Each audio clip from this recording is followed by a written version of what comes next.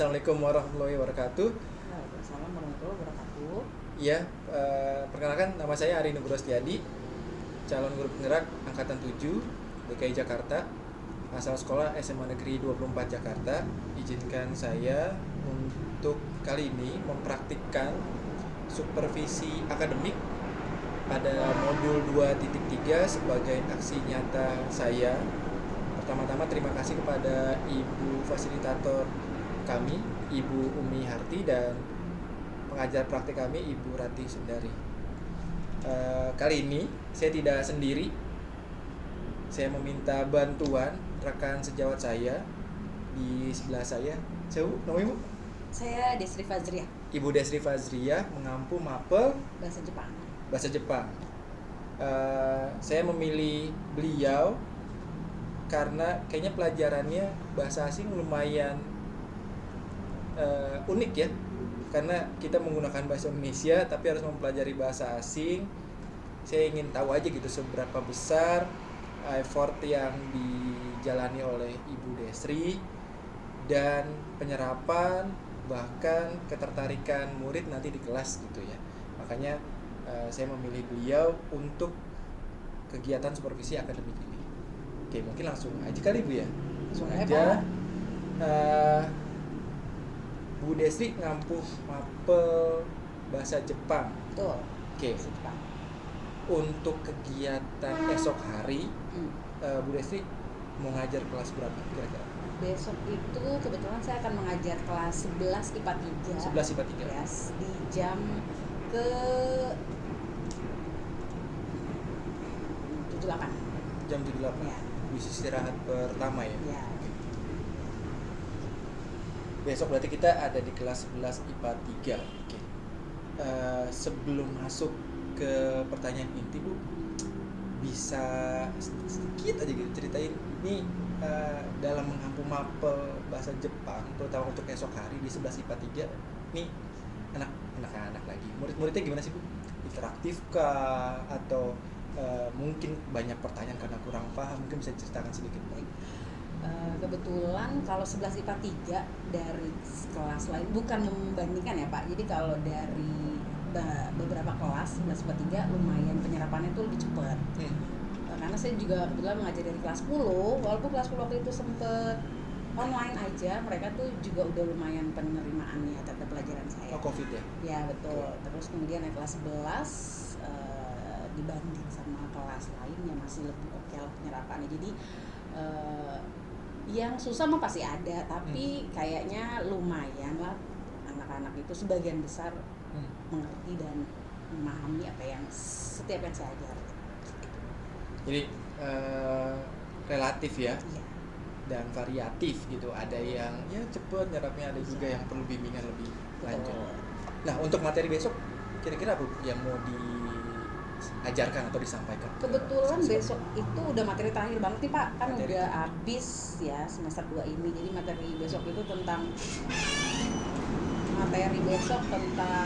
keadaan suatu kota di Indonesia. Jadi anak-anak itu bakal mendeskripsikan kota-kota di Indonesia yang besar-besar, terutama yaitu ramainya misalnya, bagusnya, kemudian terkenal apa enggak, terus apa aja sih yang terkenal di kota tersebut. Tentang kota ya? Ya, betul Pak. Apapun baik fisik maupun sosial berarti? Iya. Sifat, benda termasuk juga gitu? Betul. Oh, berarti tentang kota gitu ya? Ya. Nah, Bu Desri, untuk materi besok ada tujuannya nggak? Capaian akhir kira-kira nih Bu Desri tuh setelah mengajarkan ini anak-anak diharapkan apa Bu? Kalau boleh tahu. Capaian akhir ya Pak. Karena belajar tentang kota, terus kemudian contohnya nih ya, misalnya kota Bandung tuh besar nggak sih? Kota Bandung tuh ramai nggak sih? Gitu. Nah, jadi supaya makin melekatkan di otak mereka kata-kata sifat dalam bahasa Jepang, jadi sekalian bikin mereka makin inget kata-kata sifat. Terus kemudian kebalikannya apa? Anonim ya? Antonim. Oke, antonimnya misalnya besar berarti kecil, terus kemudian kotanya luas sama kecil sama sempit misalnya, itu sih Pak. Jadi yang mereka makin banyak lagi kosakatanya, mereka makin belajar kosakatanya, kemudian bisa juga mereka mungkin malah nggak tahu nama-nama kota di Indonesia mungkin, jadi bisa dieksplor lagi itu sih Kak. Karena kan Jepang juga kan memang sih lebih cocok di SMK ya kalau menurut saya nih pribadi. Jadi mungkin malah mereka bisa langsung praktek gitu kan, mereka mungkin kerja di perusahaan Jepang misalnya, apartemen untuk orang Jepang misalnya, atau di kantor perusahaan Jepang, jadi mungkin mereka malah bisa sih sebenarnya. Okay. Jadi masalah kota, seluk-beluknya segala macam. Oke. Nah, Bu Destri, sebenarnya anak-anak ini sebelum mempelajari ini, menurut sekilas pandangan Bu Destri, dalam kehidupan sehari-hari mereka sebenarnya menggunakan bahasa Jepang ataupun materi khusus kota sebenarnya sih sudah sampai level mana sih kalau boleh tahu? Sudah paham kah, atau masih ada yang meraba-raba, atau yang sama sekali baru saya belum pernah tahu nih bahasa Jepang gitu, terlepas dari materi kota ini sebenarnya? 50-50 deh Pak, kayak 50-50 yang paham iya, tapi yang enggak tetap ada. Jadi tetap aja setiap materi itu ada pengulangannya gitu pasti. Jadi 50-50 kalau menurut saya. Kalau pengalaman mereka kan ada nih ya, murid-murid yang memang suka anime atau itu sebenarnya bahasa yang digunakan tuh bisa relate gak sih terhadap materi yang udah diajarkan? Itu Pak. Ya.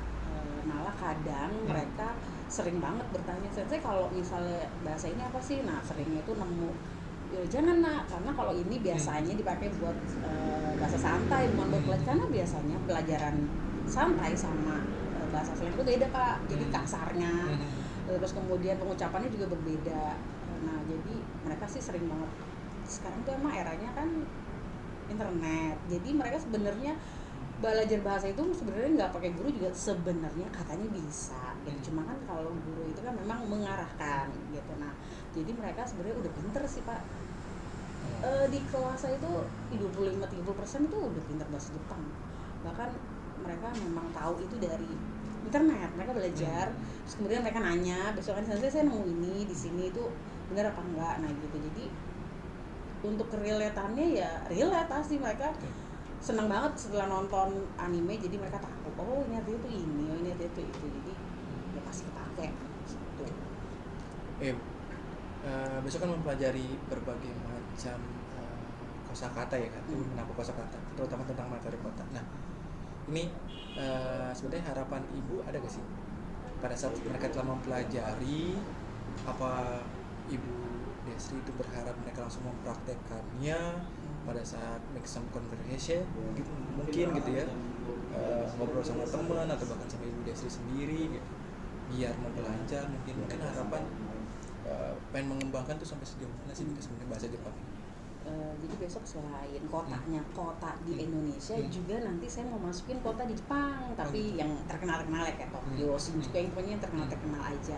Nah nanti kita bandingin tuh ada nggak sih kesamaannya kota di Indonesia sama beberapa kota di Jepang. Nah itu jadi buat pengetahuan baru lagi buat mungkin yang memang belum pernah tahu. Jadi paling itu sih Pak, jadi biar itu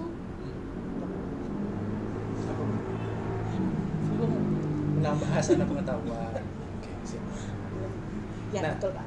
Ini tadi saya highlight nih Bu, ada sekitar mungkin 20-30% murid yang memang sudah paham karena memang kebiasaan ya di rumah, baik mendengarkan lagu, nonton film maupun anime segala macam. Nah dari variasi murid nih Bu, yang paham sekian, yang kurang paham sekian, yang mungkin tidak paham sama sekali ada juga sekian. Nah kira-kira untuk besok boleh tahu ya strategi yang atau metode kali ya yang cocok agar murid tuh bisa langsung kena gitu materinya, ini kota nih dapet gitu, sehingga mungkin tidak muluk-muluk, ada progres ya, yang paham menjadi lebih banyak presentasinya. Mungkin ada strategi atau metode khusus gitu?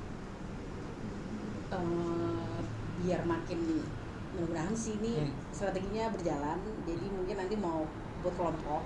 Jadi kalau bisa nih yang emang udah 30% pinter itu saya sebar anaknya, terus kemudian saya taruh dia teman-temannya yang mungkin masih kurang. Jadi biar mereka sama-sama belajar, atau yang nggak tahu jadi dikasih tahu sama yang si 20% ini yang memang udah lumayan paham walaupun nggak pernah diajarin, tapi mereka gue tahu nih misalnya kota di sini tuh ini, jadi begitu sih harapan saya. Terus kemudian mungkin pakai kuis-kuis nanti ada games mungkin itu sih Pak, kayaknya bakal ke situ insya Allah. Oh jadi dari keunggulan kelas gitu ya nanti disebar sama Bu Desri ya. Bu Desri ini kayaknya kalau saya dengar kayak ada 11-12 sentuhan tutor sebaya gitu ya, di mana yang mungkin lebih paham betul, itu Pak, menginfluence teman-temannya dari diskusi. Oke. Nanti ada presentasi enggak deh? Enggak deh Pak. Diskusi aja ya. Diskusi aja plus tadi di sini dengan kuis ya. Oke. Edu games. Mudah-mudahan strategi yang akan dijalankan besok ini sesuai dengan rencana gitu Bu ya. Sesuai rencana. Saya menggarisbawahi kayaknya strategi yang akan diambil untuk materi besok lumayan cukup. Ada tutor sebayanya, ada diskusinya. Mudah-mudahan harapan tadi meningkat gitu ya Bu ya. Insyaallah. Mungkin untuk perobservasi saya dengan Bu Desi sekian aja. Nanti kita langsung lihat di kelas. Mudah-mudahan apa yang telah direncanakan di sini itu semuanya step by stepnya terlaksana dan semuanya bisa tersampaikan. Baik, siapa? Ya, sebelum penutup, mohon maaf jika tadi ada pertanyaan yang mungkin kurang berkenan dan notes-nya atau catatannya adalah mohon maaf saya tidak bermaksud untuk menggurui atau menjudge dengan pertanyaan-pertanyaan karena kita sama-sama belajar gitu ya, tidak ada yang lebih baik, tidak ada yang lebih buruk apalagi gitu. Jadi mudah-mudahan kolaborasi ini, terima kasih atas kerjasamanya. Sama-sama Pak. Dilanjutkan oleh besok hari Bu ya. Besok hari kita langsung ke kelas. Mudah-mudahan juga sesuai ya dengan yang dibicarakan ini dan memang sesuai dengan kenyataan yang tadi saya omongin. Baik. Okay. Terima kasih atas waktunya Bu Desri. Pak. Assalamualaikum. Semoga bermanfaat untuk supervisi akademik terhadap rekan sejawat. Mudah-mudahan menginspirasi. Salam dan bahagia. Assalamualaikum. Selamat siang semua.